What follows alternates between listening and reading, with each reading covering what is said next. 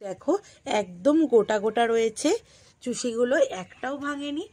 নমস্কার বন্ধুরা, Moumita yummy kitchen and ব্লগে তোমাদের অনেক স্বাগত। আমি চলে এসেছি আজকে আবার একটা নতুন রেসিপি নিয়ে। আর এই শীতের দুপুরে আমি এই দু ছেলেকে নিয়ে বসে পড়েছি আজকে পিঠে বানাতে। পিঠে রেসিপি করে তোমাদেরকে দেখাবো। আর আজকে আমি বানাবো চুষি পিঠে। তোমরা তো জানো আমি এখন গ্রামের বাড়িতে রয়েছি, আর কালকেই পৌষ সংক্রান্তি। সংক্রান্তির স্পেশাল আজকে বানাচ্ছি চুষি পিঠে। চুষি পিঠে তোমরা কিন্তু অনেকে বানাতে পারো না, আজকে তোমাদেরকে অনেক সহজ পদ্ধতিতে দেখাবো। আর তোমরা গ্রেটারে কিন্তু এই চুষি পিঠে করতে যাবে না, গ্রেটারে করলে একদম সীতাভোগের মতো এই চুষি পিঠেগুলো হয়ে যাবে। আমি কিভাবে বানাচ্ছি চুষি পিঠেগুলো, তার জন্য তোমরা পুরো ভিডিওটা দেখো, এগুলোই বুঝতে পারবে কত সহজভাবে বানানো যায় এই চুষি পিঠে। তো সবার আগে এখন আমি এখানে নিয়েছি এক বাটি চালের গুঁড়ো নিয়েছি। এটা আমাদের বাড়িতেই আমার শাশুড়ি আর আমি দুজনে মিলে গুঁড়ো করেছি। এই চাল গুঁড়ো করেছি, বাড়িরই একদম চাল গুঁড়ি। আর এই চাল গুঁড়ি দিয়ে আজকে চুষি পিঠে বানাবো। এক বাটি চাল গুঁড়িতে অনেকই চুষি পিঠে হবে। আর অনি তো এখানে কারো কাছে যায় না, তোমরা তো জানো, তাই অনিকে আর অর্ণবকে নিয়ে আজকে আমি রেসিপিগুলো বানাচ্ছি। আর এখানে অনি ঘুমোয়নি, ওকে খাইয়ে দিয়েছি, ও ঘুমোয়নি বলে ওকে নিয়ে চলে খাবে। তো এখানে একটা থালা নিয়েছি, থালার মধ্যে এখন এই চাল গুঁড়িটা আমি ঢেলে নেব। চাল গুঁড়ির মধ্যে পরিমাণ মতো লবণ দিয়ে দেব। লবণ দিয়ে ভালো করে চাল গুঁড়ির সাথে লবণটা এইভাবে মিশিয়ে নেব।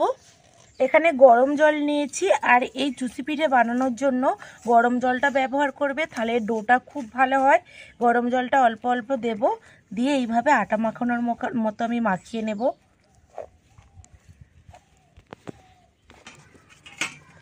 বন্ধুরা, এখানে চালের গুঁড়িটাকে মাখিয়ে আমি একটা এরকম শক্ত ডো করে নিয়েছি।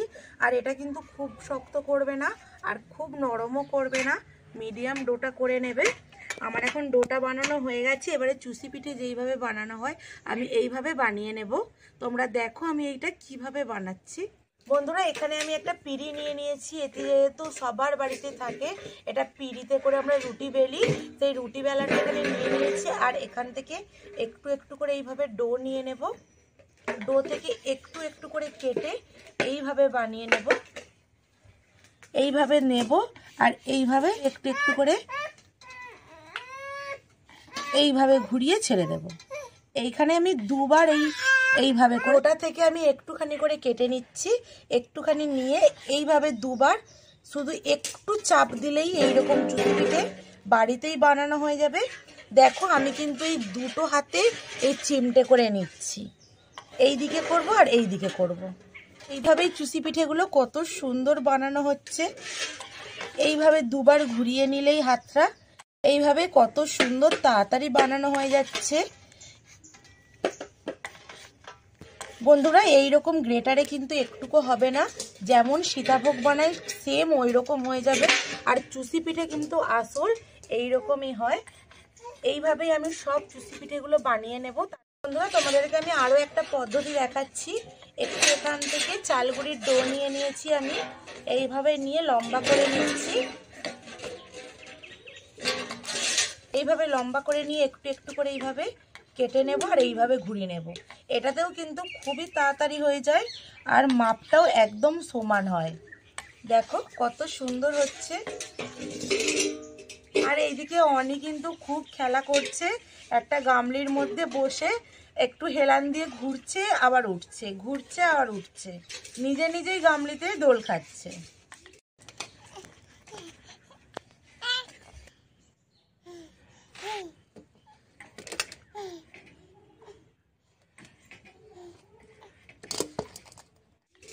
আর এইভাবে আমি আরো তাড়াতাড়ি চুষি পিঠেগুলো বানিয়ে তোমাদেরকে দেখাচ্ছি।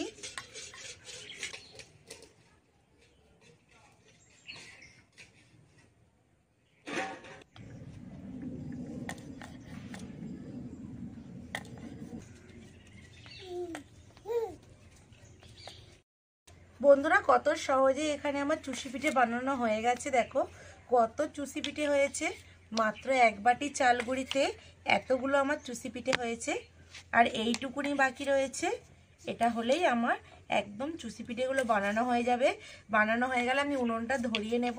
তোমরা দেখো কত সহজে পড়ে যাচ্ছে। বানানো আমার হয়ে গেল। এবারে তোমাদেরকে আমি দেখিয়ে নিচ্ছি পিঠেগুলো একদম ঝরঝরে হয়েছে। এই দেখো, এই দেখো, একদম ঝরঝরে, কেউ কারো গায়ে লেগে থাকবে না। এইভাবেই চুষি পিঠেগুলো আমি বানিয়ে নিয়েছি। আর এখন আমি উনুনটা ধরিয়ে নেব। এখানে আমি উনুনটা ধরিয়ে নিয়েছি আর এখানে একটা ছোট কড়া আমি বসিয়ে দেব চুষি পিঠে বানানোর জন্য। এরকম ছোট জিনিসই খুব ভালো লাগে বানাতে।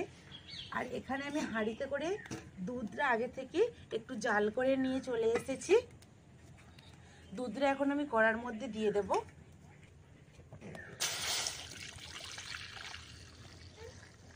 বন্ধুরা, এখানে আমি 500 ml দুধ দিয়ে দিয়েছি। দুধটা আমি আগে থেকেই জাল করে নিয়েছি, কিন্তু আরেকটু গরম হয়ে যায়, তারপরে আমি এখানে চুষি পিঠেগুলো দেব। বন্ধুরা, দুধটা এখানে আমার আবার ফুট ধরান হয়ে গেছে, ফুট ধরে গেছে। এই দেখো, সাইডগুলো নেই। আর আগে থেকে যেহেতু জাল করে রেখেছিলাম, ওই জন্য এখানে 5টা এলাচকে আমি ফাটিয়ে নিয়েছি, এখনই দিয়ে দিচ্ছি। বন্ধুরা, এখানে চুষিগুলো আমি দিয়ে দেব। চুষি পিঠেগুলো এখন আমি দুধের মধ্যে দিয়ে দিচ্ছি। বন্ধুরা, চুষি পিঠেগুলো দুধের মধ্যে দিয়ে দিয়েছি। আর এখন বেশি আমি নাড়াবো না, তাহলে ভেঙে যাবে।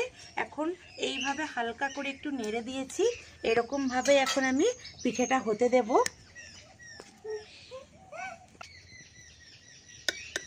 বন্ধুরা, এখানে আমার হাফ সেদ্ধ হয়ে গেছে চুষি পিঠেটা।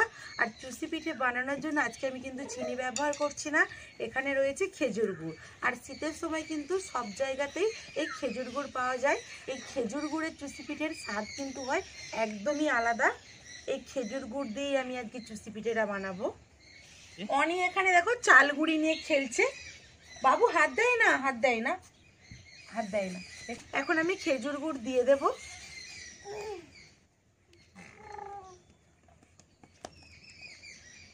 বন্ধুরা, খেজুরের গুড় দিতে দেখো কালারটা এখানে একদম চেঞ্জ হয়ে গেছে।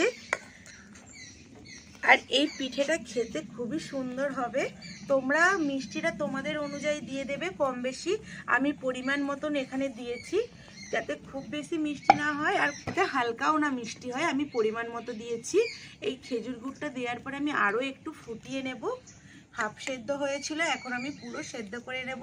চুষি পিঠে আমার এইভাবেই বানানো হয়ে যাচ্ছে। তোমরা তো দেখলে কত সহজেই বানানো যায় এই চুষি পিঠে। বন্ধুরা, এখানে আমার চুষি পিঠে বানানো হয়ে গেছে। দেখো কত সুন্দর রয়েছে, একটাও ভাঙেনি। আর দেখতে কত সুন্দর হয়েছে, খেজুর গুড়টা দিয়েছি বলে একদম সেদ্ধও হয়ে গেছে। আমার কিন্তু চুষি পিঠে বানানো হয়ে গেছে। একটা বাটির মধ্যে তুলে তোমাদেরকে দেখাচ্ছি কতটা সুন্দর হয়েছে। দেখো বন্ধুরা, আমি একটা বাটির মধ্যে নিয়ে নিয়েছি। চুষি পিঠেটা দেখতে কত সুন্দর হয়েছে। আর দেখো একদম গোটা গোটা রয়েছে, চুষিগুলো একটাও ভাঙেনি। আর কত সুন্দর দেখতে লাগছে। শীতের সন্ধ্যায় এরকম ঠান্ডার সময় তোমরা বানিয়ে ফেলো বাড়িতে, খুব তাড়াতাড়ি বানানো হয়ে যায়। আর বাড়িতে কিন্তু সবাই খুবই পছন্দ করবে এরকম চুষি পিঠে বানালে। আমার এই রেসিপিটা কেমন হয়েছে তোমরা অবশ্যই কমেন্ট করে জানাও। আর আমার এই রেসিপিটা ভালো লাগলে লাইক করে দেবে। আর আমার চ্যানেলটা যারা এখনও সাবস্ক্রাইব করোনি, প্লিজ প্লিজ তারা আমার চ্যানেলটা সাবস্ক্রাইব করে আমার পাশে থাকবে। তো তাহলে নতুন নতুন ভিডিও তোমাদের সবার কাছে পৌঁছে যাবে। তো দেখা হবে নতুন কোনো রেসিপি নিয়ে। ততক্ষণে টাটা।